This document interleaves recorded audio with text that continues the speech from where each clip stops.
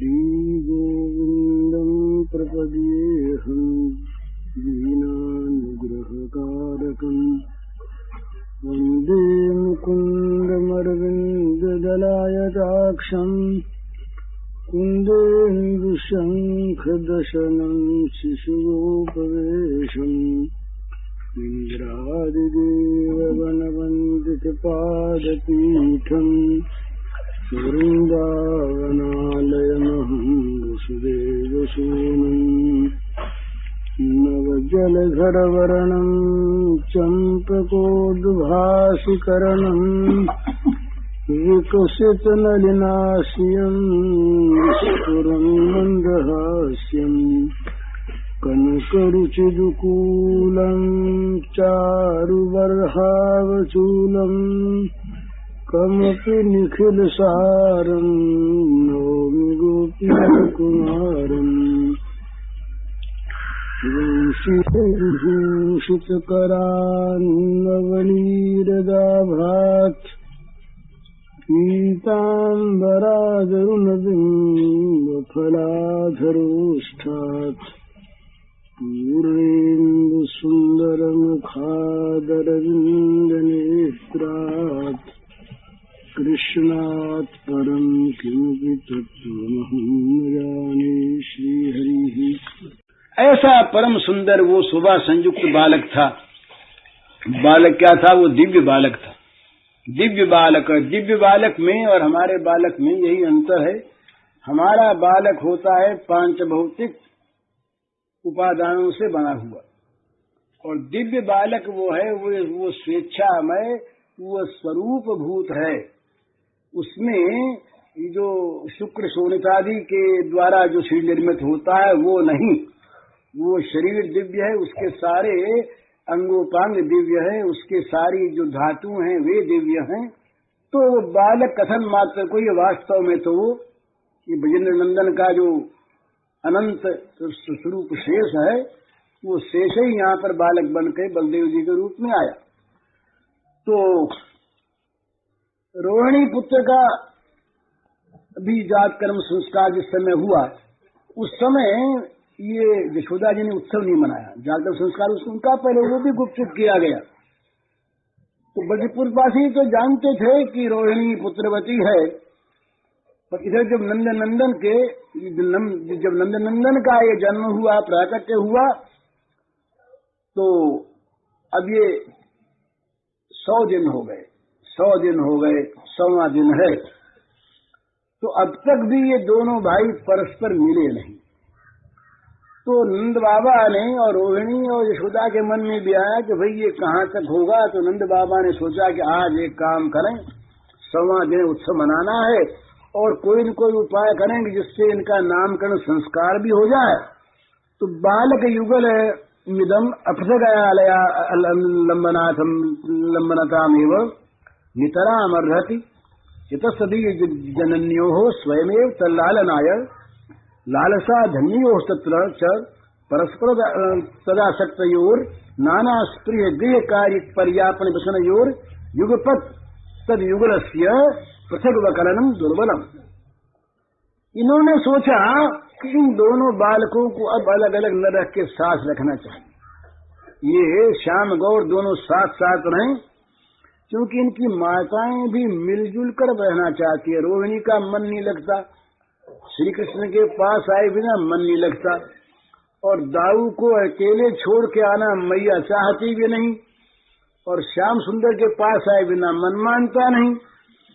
तो दोनों माताओं की लालसा यही है कि दोनों बच्चे पास रहें, तो दोनों माताएं मिलजुल कर दोनों का लालन पालन करें, लाड़ चाव करें, दोनों की आपस में एक दूसरे के पुत्र पर परमासक्ति। तो रोहिणी यशोदा जी के साथ अत्यंत प्यार करें और ये उनके साथ प्यार करें, बच्चों में परस्पर में एक दूसरे पर प्यार, और दोनों ही अपने घर का काम भी संभालना चाहती हैं, गृहिणी हैं। इस अवस्था में दोनों को अलग अलग रखना ठीक नहीं। तो नंद बाबा ने ये सोच करके और ब्राह्मणों को बुलाया, जो सात्विक ब्राह्मण रहे, जिनके अंदर बड़े शुभ भाव थे, जो स्वार्थी नहीं थे, जो त्याग वाले थे, ऐसे ब्राह्मणों को बुला करके और आज दोनों भैयाओं को मिलाना है। ये भी एक उत्सव है। वहाँ तो जो कुछ होता है दिन भर उत्सव उत्सव होता है। कवट बद्री तो उत्सव, और छींक आ गई तो उत्सव। वहाँ तो परमोत्सवमय बन गया है नंदगृह। तो आज दोनों को मिलाना है। इसका शुभ मुहूर्त निश्चित हो गया। बाजे बजने लगे, बड़ी सुंदरियां सब मंगल गीत गाने लगी, ब्राह्मण स्वस्ति वाचन करने लगे, बड़ी जय ध्वनि हुई।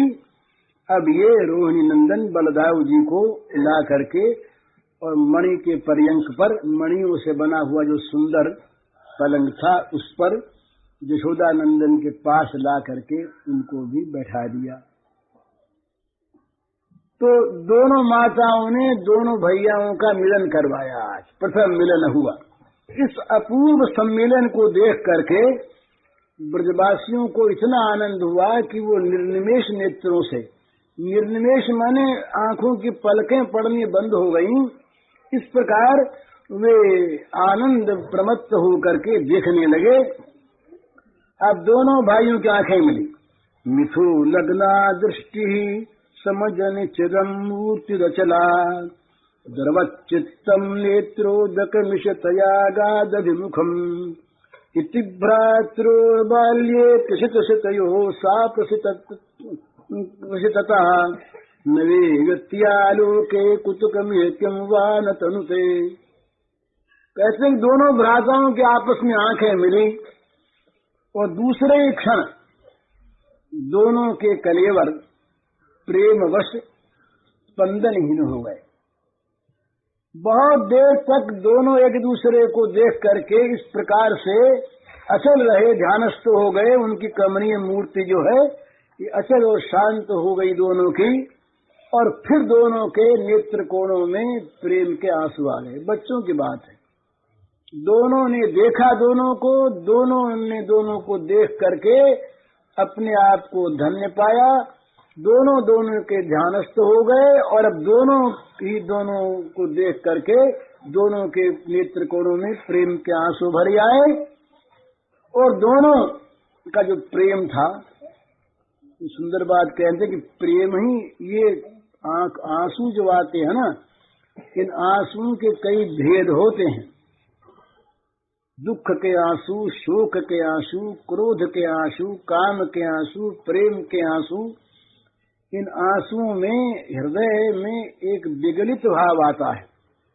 जब किसी वस्तु के आवेश में हृदय पर आघात होता है तो उस आघात से हृदय विगलित होता है, द्रवित होता है, द्रुत होता है। और उस विगलित हृदय में से जल की एक रस की धारा निकलती है। वो धारा रुक नहीं पाती तो वो ऊर्ध्वमुखी होकर धारा और आंसुओं के रूप में बाहर निकला करती हैं। तो ऐसा हमने तो कभी देखा नहीं। लोग कहते हैं कि शोक के आंसू में जलन होती है और प्रेम के आंसू में शांति मिलती है। आंसू वाले अपने अपने को कभी विचार के देखें, कभी किसी का अनुभव होता है। तो कहते हैं कि ये दोनों का जो प्रेम था ये विगलित होकर आंसुओं के बहाने सामने आ गया। ये मानो प्रेम ही सामने आया आंसुओं के रूप में। तो का बड़ा आश्चर्य, ये श्याम गौर दोनों भाइयों का शैशव का, शिशुवस्था का प्रथम मिलन, और इस समय ये बाल्य जीवन के प्रथम मिलन में ही इतना प्रेमावेश है, क्या कहा जाए। तो इनका जो प्रेम निबंधन ये बड़ा ही आश्चर्यकारक, सब कुछ आश्चर्यमय।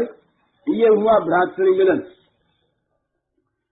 अब सखा सुहृदों से भी मिलन होना चाहिए। तो एक सुंदर भाव का उपदेश हुआ, लोगों के मन में आवेश हुआ कि वे दोनों समवयस्क हैं। तो आज एक काम करो, एक बच्चों का सम्मेलन बुलाया जाए। बच्चों का एक सम्मेलन हो और जिसमें इस ब्रज के, गांव के, गोकुल के जितने बच्चे हैं सखा, इनकी उम्र के कुछ छोटे कुछ और बड़े, उन सबको इकट्ठा किया जाए और सबके माताएं ले लेकर के आओ और यहाँ बच्चों का भोज हो। आज एक बच्चों का भोज हो। माताओं के मन में बात आई, उन्होंने नंद बाबा से कहा। नंद बाबा ने कहा जरूर ये तो अभी होना चाहिए, मैं तो मन में बहुत दिनों से थी। तो हजारों हजारों गोपियां ये शुभ मुहूर्त में मंगल गीत गाती हुई वो यशोदा नंदन से और रोहिणी नंदन से मिलाने के लिए अपने अपने बच्चों को श्रृंगार करके सजा सजा कर अपने अपने ढंग से और सब लेकर के आई।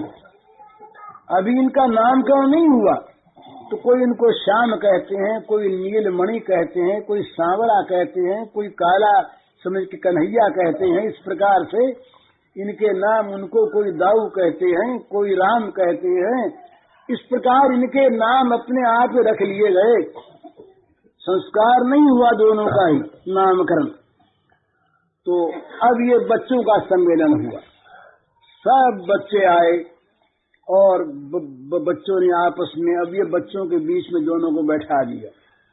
ये बच्चों से प्यार करें, इनमें तो प्यार ही प्यार भरा ना। ये ब्रज के जो नंदन हैं ये प्रेमावतार हैं, इसीलिए इनको मधुरावतार कहते हैं। यहाँ माधुर्य ही माधुर्य, बीच बीच में माधुर्य की सेवा करने के लिए कहीं ऐश्वर्य प्रकट होता है और माधुर्य की सेवा संपन्न करके छिप जाता है, पर भरा है माधुर्य ही। तो सारे बच्चे आकर के आज मानो सब के सब आनंद सागर में डूबले उतराने लगे। बड़ी मनोहर छटार, ये सबके साथ खेलें, कभी उसके खेलें, कभी उसके खेलें, कभी उसको छेड़ें, कभी उसके साथ, कभी उसके गले में बैया डालें, कभी ग्रास लेकर उसके मुंह में दें। इस प्रकार से बड़ा मनोहर बच्चों का सम्मेलन हुआ। लेकिन आज एक और चीज भी होने वाली थी, वो था नामकरण संस्कार। तो आज 100वां दिन इनको हो गया। तो ये बड़ा भारी आनंद उल्लास था, सब के सब बड़े प्रसन्न रहे ब्रज में इन दोनों को देख करके। तो विजेंद्र नंदन के मन में आया कि अभी 100वां दिन है, आज संस्कार नामकरण हो, लेकिन संस्कार हो कैसे? दोनों को कराना एक साथ ही है, पर किसको बुलावें, क्या करें? कहीं कंस वंश को मालूम हो जाए तब भी ठीक नहीं। तो तब भी उन्होंने मन में आया तो उत्सव शुरू कर दिया, गायों को सजाया। इतने में ही क्या हुआ कि गर्ग जी पधारे। तो गर्ग जी क्यों पधारे? गर्ग जी हैं यदुकुल के आचार्य। तो गर्ग जी को एक बार नंद वसुदेव जी ने बुला के उनके सामने सारी बात खोल करके कही कि महाराज इस प्रकार से ये रोहिणी के तो एक पुत्र का जन्म पहले हुआ था और इस तरह से यहाँ जो पैदा हुआ था जेल खाने में बच्चा, उसको हमने वहाँ भेज दिया, उसको भी आज 100वां दिन है।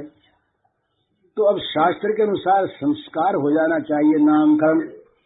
तो किसी प्रकार से आप जाओ, चुपके से आप जाओ और सारी बात समझा दो उनको, नंद बाबा को, हमारा नाम मत लेना, हमने भेजा है, और न कहीं ये कहना है कि हम संस्कार करवाने आए हैं।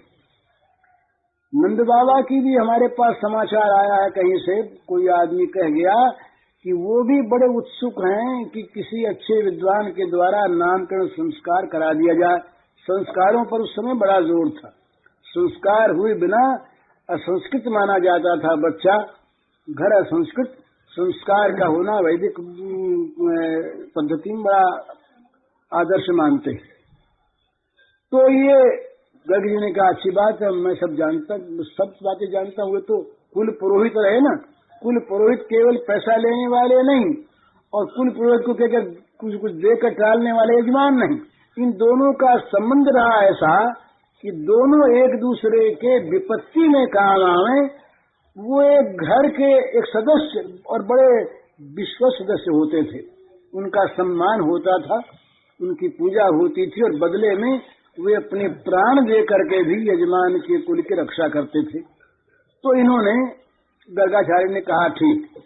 तो नंद बाबा सोच ही रहे थे, इतने में किसी ने आकर के कहा कि दरवाजे पर एक महात्मा आए। उठे ही, उठकर बाहर गए तो देखते हैं कि महाराज गर्ग जी पधारे। तो गर्ग जी को देख करके ब्रजेश्वर के आनंद की सीमा नहीं रही। गर्ग पुरोहितो राजन यदूनाम सुमहातपाः ब्रजम जगामनंदस्य वसुदेव प्रचोदितः तम दृष्ट्वा परम प्रीत प्रत्युत्थाय कृतांजलिः अनर्चा भुक्षित धिया प्रणिपात पुरस्सरम। ये वसुदेव जी के भेजे हुए जब गर्गाचार्य वहां पर पधारे गोकुल में, तो नंद बाबा को बड़ी प्रसन्नता हुई। नंद बाबा हाथ जोड़ करके सामने खड़े हो गए, प्रणाम किया, पूजा की, बैठाया, अभिनंदन किया और फिर बोले, महाराज आप तो पूर्ण काम है। ये सत्पुरुष जो होते हैं, सत्पुरुष, ये कहीं जाते हैं तो ये स्वार्थवश नहीं जाते। यदि स्वार्थ है तो सत्ता ही नहीं है। किसी नीच अपने व्यक्तिगत स्वार्थ को लेकर के कहीं सत्पुरुष जाएं तो उनका जो सतपना है वो नहीं रहता। वो सतपना स्वार्थ में सनकर गंदा हो जाता है। तो ये लोग जो जाते हैं, ये लोग किसी के यहाँ जाएं तो ये उनका कल्याण करने के लिए जाते हैं। तो नंद जी ने कहा, महद विचलनम नृणाम गृहिणाम दीन चेतसाम निश्रेयसाय भगवन कल्पते नान्यथा क्वचित। कहा, महाराज हम गृहस्थ हैं और गृहस्थों के सौ झंझट लगे रहते हैं, उनके स्वार्थ भी रहता है और चीजें भी रहती हैं। तो हम लोगों का कल्याण कैसे हो? घर में रहते हुए और घर में फंसे हुए, रात दिन घर की चिंता करते हुए, घर में उलझे हुए हम लोग हैं, उलझे हुए। दीन चेतसाम, हमारा जो हृदय है वो हमेशा नाना प्रकार के भयों से त्रस्त रहता है। मान का भय, इज्जत का भय, घर का भय, बच्चों का भय, स्वास्थ्य का भय, नाना प्रकार से हम दीन हुए रहते हैं। तो महाराज आप जो पधारे हैं तो हम तो ये समझते हैं कि आप इसीलिए पधारे हैं कि ये गृहस्थ तो हमारे यहाँ आ नहीं सकते, बेचारे काम काज घर का छोड़ करके और हमारे यहाँ कब आवे, कैसे आवे। तो आप महात्माओं का स्वभाव होता है कि आप गृहस्थों का, जो नहीं आ सकते उन लोगों का कल्याण करने के लिए ही बिना स्वार्थ उन लोगों के घरों पर पधारते हैं। यही आपका स्वार्थ है। मैंने सत्पुरुषों का स्वार्थ है परार्थ, दूसरों का हित ये उनका स्वार्थ होता है। ये अंतर है। माने ये स्व जो है ना, ये लिखा है कि स्व जितना सीमित होता है उतना गंदा होता है। स्व माने मैंपन, अपनापन, ये जितना सीमाबद्ध होता है उतना गंदा होता है और जितना ये फैला हुआ होता है उतना पवित्र होता है। ये स्व यदि सर्वथा जाके पर में मिल जाए, जिसको हम पर मानते हैं, पराया मानते हैं, दूर का मानते हैं, उस पर में स्व मिल जाए और पर को स्व मान ले, दूसरे के हित को अपना हित मान ले, विश्व के हित को अपना हित मान ले, इस प्रकार जिसका स्वार्थ असीम हो गया है वो संत है। संत का, सत्पुरुष का स्वार्थ जो है ये किसी सीमा में नहीं रहता, ये असीम में जाके मिल जाता है। सबका भला इसमें अपना भला। तो कहते हैं जो सत्पुरुष होते हैं वे किसी स्वार्थ बस कहीं जाते हो सो बात नहीं, उनका स्वार्थ ही है परमार्थ। तो आप जो हमारे यहाँ आप पधारे हैं आज, ये अवश्य ही आपके आने का जो हेतु है, निश्रेयसाय भगवन कल्पते नान्यथा क्वचित, ये हमारे कल्याण के लिए आपका आना है, नान्यथा क्वचित, और कोई आपके यहाँ पधारने का हेतु नहीं। फिर दूसरी बात महाराज, अब गृहस्थ रहे ना और यहाँ था माधुर्य भाव, तो स्वार्थ की बात अब सामने आई। बोले महाराज देखिए, ज्योतिषामयनम साक्षात यत् ज्ञानम अतीन्द्रियम प्रणीतम भवता येन पुमान वेद परावरम त्वं ब्रह्म विदाम श्रेष्ठ संस्कारान कर्तुमर्हसि बालयोरनयोर्नृणाम जन्मना ब्रह्मणो गुरु।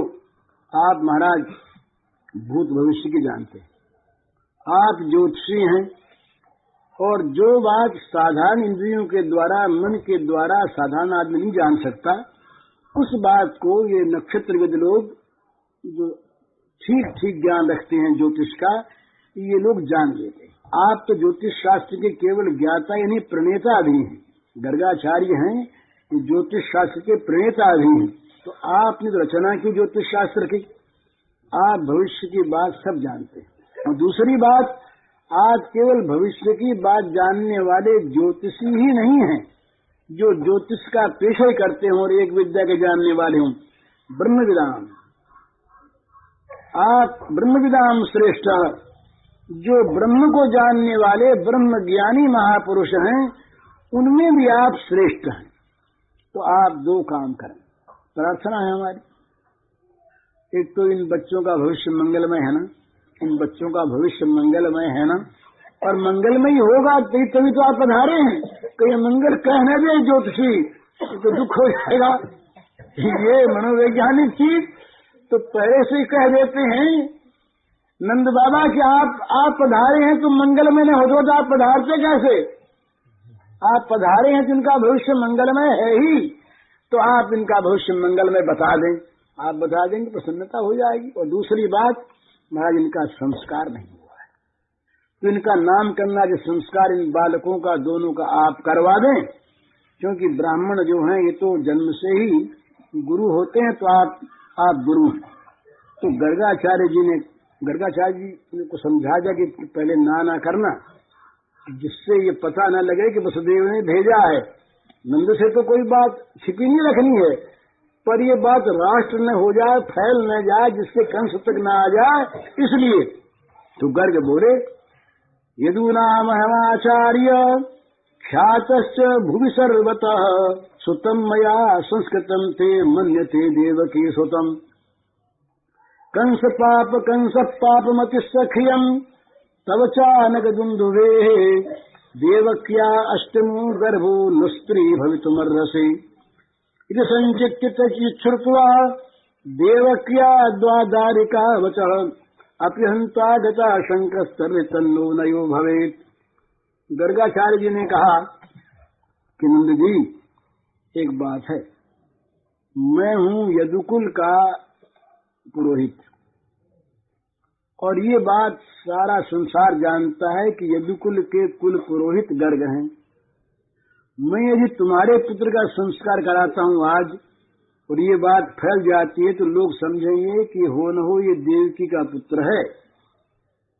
मन्यते देवकी सुतम, लोग समझेंगे कि ये देवकी का पुत्र है, तभी तो गर्ग संस्कार कराने आया, नहीं तो आता कैसे? ये तो उनका कुल पुरोहित है, दूसरे के यहाँ जाता कैसे? और फिर कंस पापमति, कंस जो है ये बड़ा पाप बुद्धि है।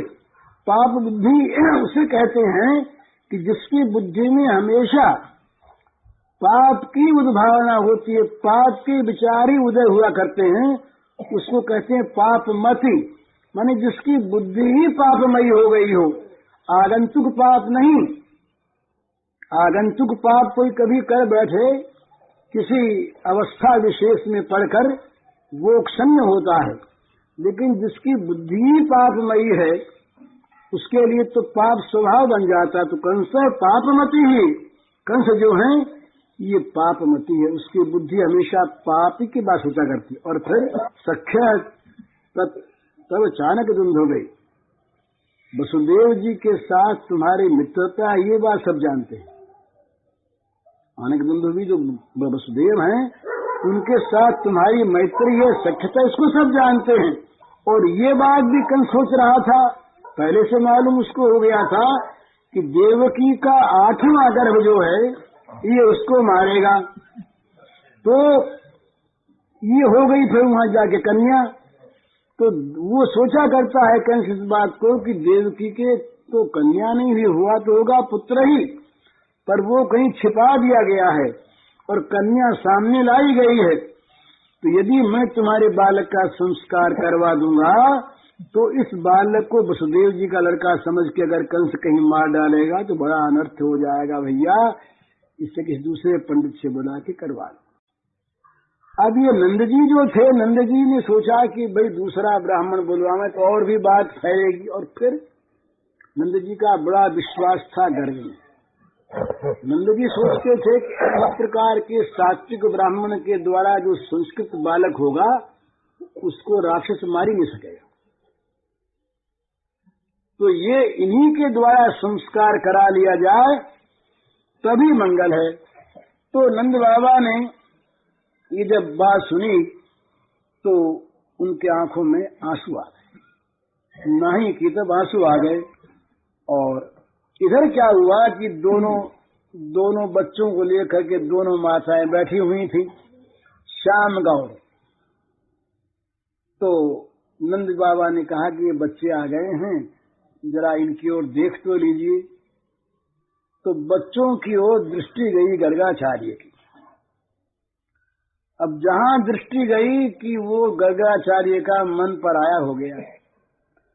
गर्गाचार्य के हृदय में प्रेम का उद्रेक हुआ, प्रेम सागर उमड़ा और उनके भी नेत्र अश्रुपूरित हो गए, आंसू ढलक पड़े नेत्रों से।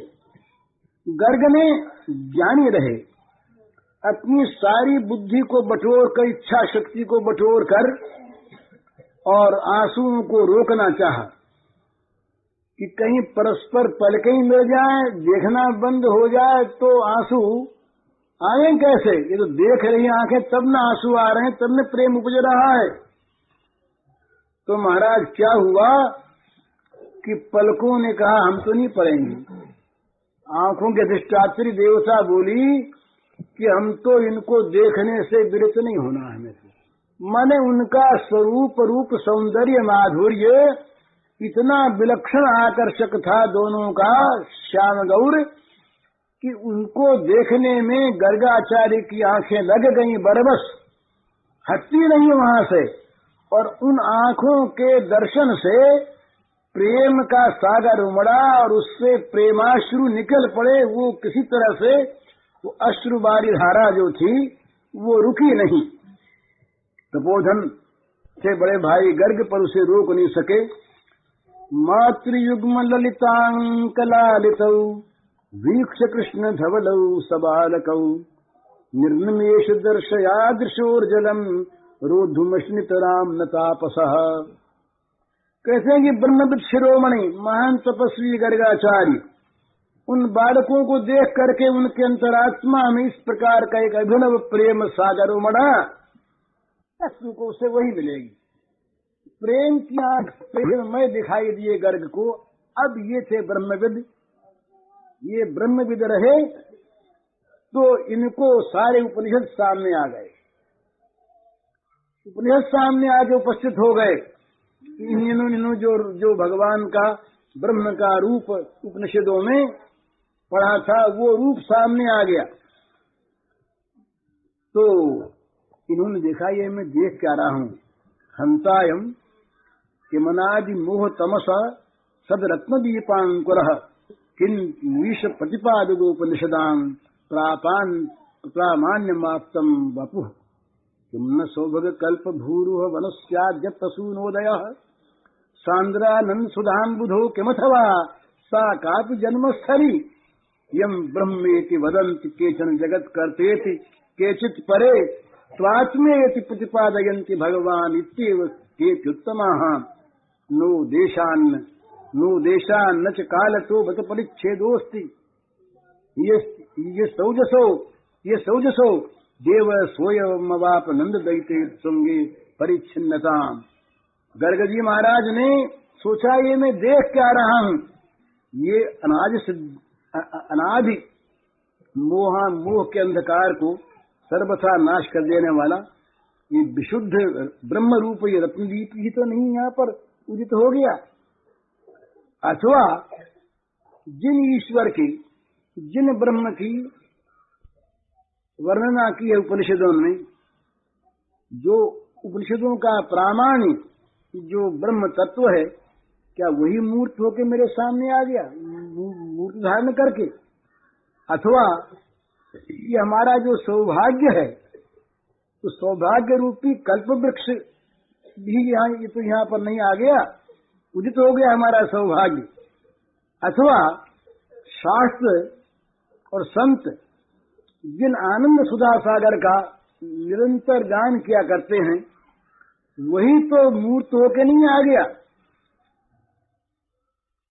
ये पहले शंकाएं हुई, ये प्रश्न हुई, जिज्ञासा मन में आई और जिज्ञासा के समाधान हो गया। गर्ग ने कहा जान गया।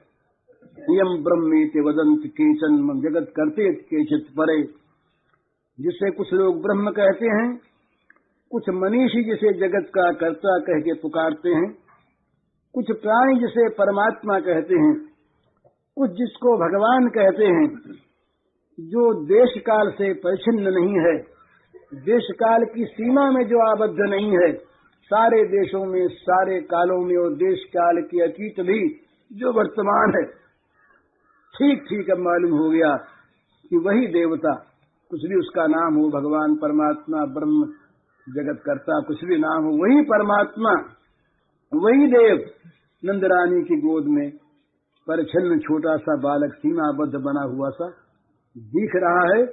ये बड़ा आश्चर्य। इस प्रकार नंद नंदन के स्वरूप को देख करके स्वरूप की अनुभूति हुई गर्गाचार्य को।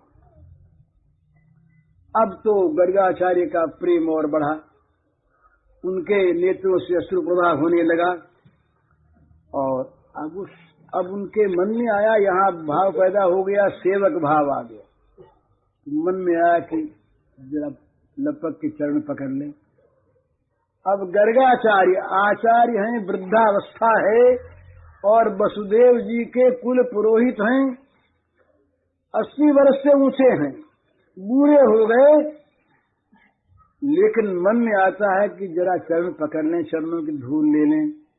अरे ब्रह्म आज, भगवान आज, परमात्मा आज ये छोटा सा नन्हा सा बालक रूप धर के आ गया, ये चरण कब मिलेंगे, पर ये तो नहीं मिलते। लेकिन सोचा कि लोग कहेंगे बूढ़ा पागल हो गया।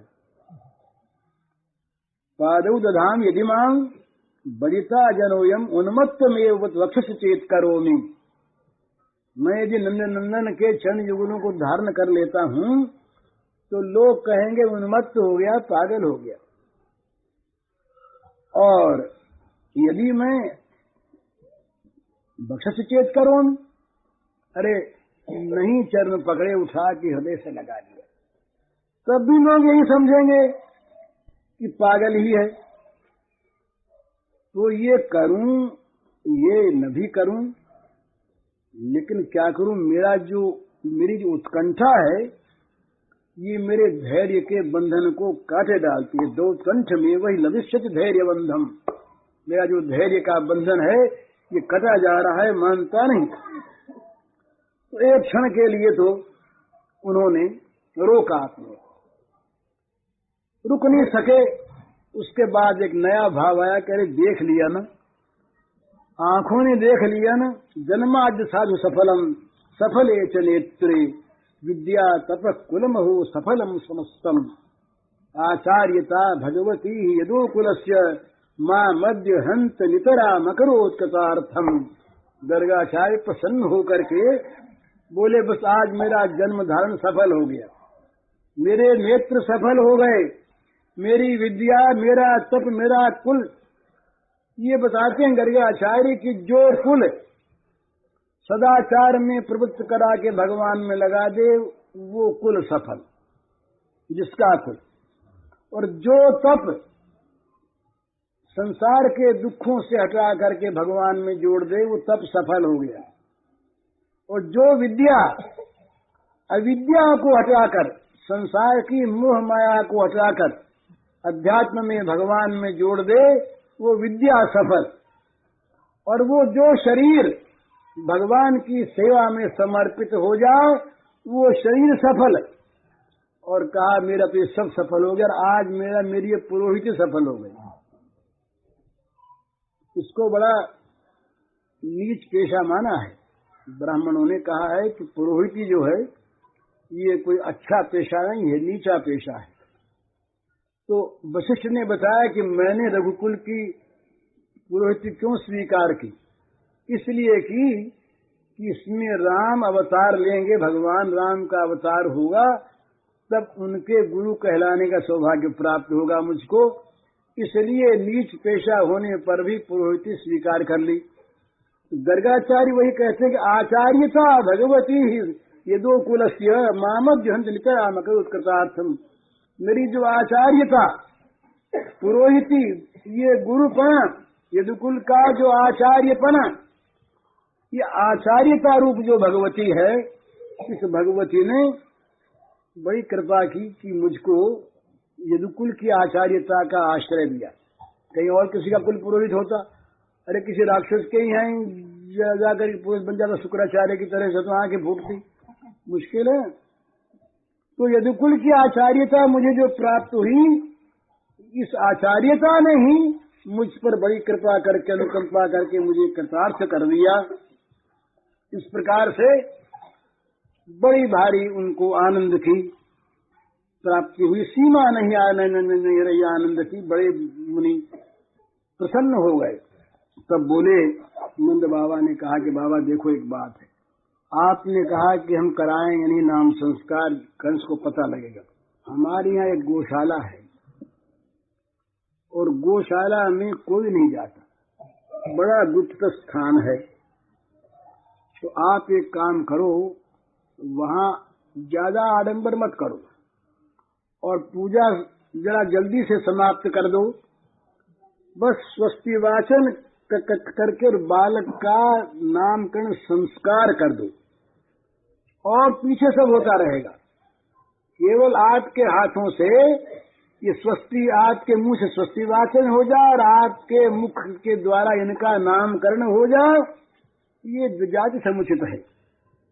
तो अलक्षितोऽस्मिन् रहसी मामकैरपि गोब्रजे गुरुद्विजात संस्कारम स्वस्ति वाचन पूर्वकम। नंद बाबा ने कहा, आचार्य जी आप चुपचाप इस एकांत गौशाला में केवल स्वस्ति वाचन करके इस बालक का द्विजाति समुचित नामकरण संस्कार कर दीजिए और मैं किसी को बुलाऊंगा नहीं। यहाँ गोकुल में भी किसी को न्योता उता नहीं दूंगा, सगे संबंधियों को भी नहीं, घर वालों को भी नहीं। आप चुपचाप कर दीजिए, किसी को जानने नहीं पाएगा।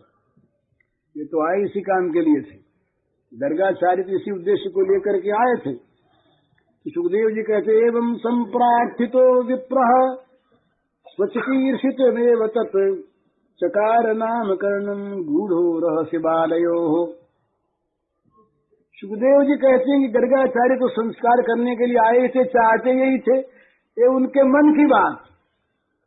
तो जब नंद बाबा ने कहा कि इस प्रकार अकेले में, हाँ बोलिए तो काम से, ये किसी को मालूम नहीं होना चाहिए, फिर क्या हर्ज है। तो स्वस्ति वाचन करके हम तो नामकरण कर देंगे। और मन में एक आनंद छाया कि इनका नामकरण करने वाले कहलाएंगे हम। अरे एक दिन की बात नहीं है, ये तो युग युगों तक ये कृष्ण काल बलराम का नामकरण किसने किया? बोले गर्ग ने किया। किसी बड़े आदमी के बालक से भी संपर्क हो जाए तो मनुष्य अपने को धन्य मानता है। तो ये तो विश्व पालक हैं, ये बालक नहीं। विश्व पालक जो बालक बन के आज यहाँ पर उदय हुए हैं, ये भगवान का जो उदय है, यहाँ पर अगर हमें आज ये आचार्यत्व मिलता है तो इसे खोना नहीं। ये तो बड़े मौके की चीज मिली। तो उनका चलो जल्दी करो। तो अंदर ले गए गौशाला में, बाहर सब पहरे वहरे बैठ गए और भगवान की योग माया तो थी ही, किसको पता लगता। तो चुपके से उन्होंने नामकरण संस्कार किया। गर्ग जी बोले, अयम हिरोहिणी पुत्रो रमयन सुहृदो गुणैः आख्यास्यते राम इति बलाधिक्यात् बलम विदुः यदूनाम पृथक भावात् संकर्षण मुसंच्युत आसन वर्णास्त्रयो ह्यस्य गृह्णतून युगम तनुः शुक्लो रक्तस्तथा पीत इदानीं कृष्णतां गतः प्रागयं वसुदेवस्य क्वचिज्जातस्तवात्मजः वासुदेवेति श्रीमान् भिज्ञा सम्प्रचक्षते बहूनि सन्ति नामानि रूपाणि च सुतस्य ते गुणकर्मानुरूपाणि तान्यहं वेदनो जनाः एवं एष वश्रेयाधास्यत् गोपगोकुलनन्दनम् अनेन सर्वदुर्गाणि यूयमञ्जस्तरिष्यथ पुराणेन ब्रजपते साधवो दस्यु पीडिता अराजके रक्षमाणा जिज्ञुर्दस्यून् समेधिताः सयेत्मैतस्मिन् महाभागा प्रीतिम् कुर्वन्ति मानवाः नारयो विभवन्त्येतान् विष्णुपक्षानिवासुराः तस्मानन्दात्मजोऽयम् ते नारायण समो गुणैः श्रिया कीर्त्यानुभावेन गोपाय सुसमाहितः। गर्ग बाब की उक्ति। तो गर्ग जी बोले कि देखो, अब दोनों मैयाओं ने दोनों बालकों को सामने कर दिया। तो गर्ग जी देख रहे हैं और कभी हाथ फिरा रहे हैं और कभी बोले नामकरण करना है, इनका नामकरण। सारा ज्ञान हृदय में उदित हो गया। तो वो गर्गाचार्य जो है वो ये सांकेतिक भाषा है, इसका रहस्य तो बहुत बड़ा बड़ा, इस पर बड़ी बड़ी टीकाएं हैं। इनका इन्होंने ऐसी बातें क्यों कही, इनका अर्थ क्या है, वो तो अलग बात है।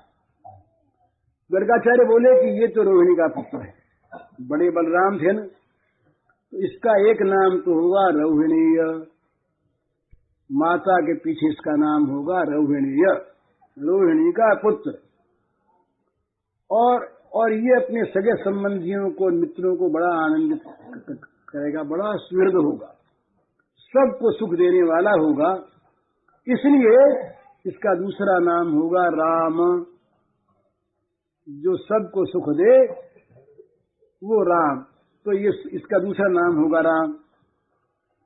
और बलाधिक्यात् बलम विदुः, इसमें बल बहुत ज्यादा है, अभी अभी इसमें बड़ा बल है, और जब ये बड़ा होगा तब तो ये बड़ा बलवान होगा, इसलिए लोग इसे बल भी कहेंगे। स्वयं ये बल ही प्रकट हो गया। तो इसका नाम एक हुआ बल, एक राम, एक रोहिणी।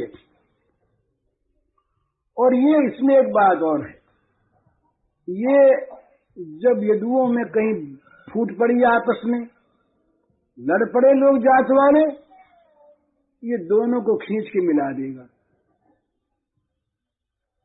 दोनों को खींच के ये दोनों में प्रेम करा देगा, तो खींचने वाला। तो इसलिए इसका एक नाम होगा संकर्षण, ये गुण से नाम। इस प्रकार से चार नाम तो इसके होंगे। अब इनके अनेक अर्थ हैं।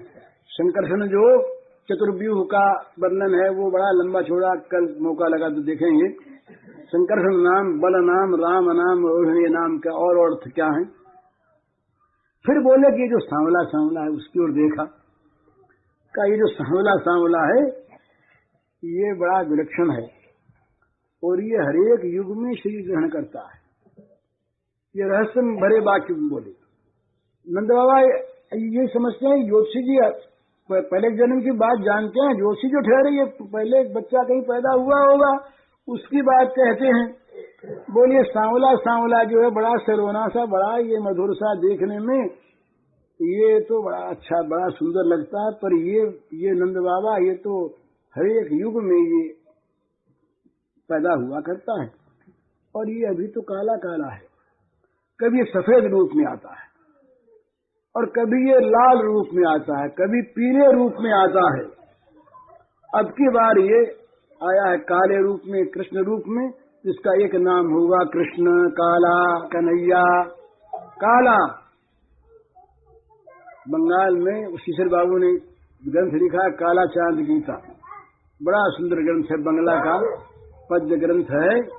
काला चांद माने कृष्ण चंद्र को, कृष्ण माने काला, चंद्र को चांद, और उसके गीत हैं, उसकी महिमा है, उसका नाम रखा है काला चांद गीता, बड़ा मधुर ग्रंथ है।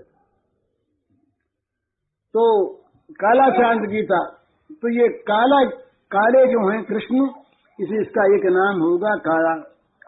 और एक अर्थ गर्भ बात और कहते हैं कि देखो नंद, ये तुम्हारा पुत्र पहले वसुदेव जी के घर में भी कभी पैदा हुआ था।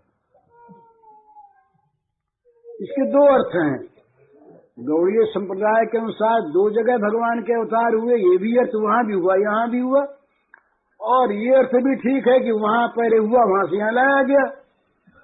ये बात कहें कैसे, तो इस रूप में कहा कि प्रागयम अयम प्राक, ये कभी पहले वसुदेव जी के यहाँ भी पुत्र के रूप में उत्पन्न हुआ था।